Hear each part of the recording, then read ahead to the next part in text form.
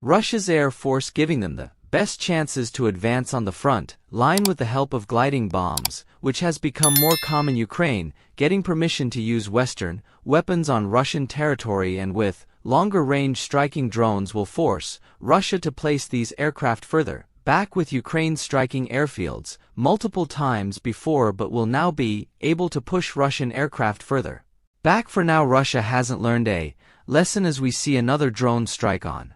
Morozovsk Airfield with 5 Su-34 in close proximity in one satellite picture, and with another showing a collapsed hangar and burned marks on the pavement. The strike seems to have hit one or possibly two aircrafts inside the hangar, with the burn marks outside indicating another aircraft or more are damaged or destroyed, reducing Russia's air force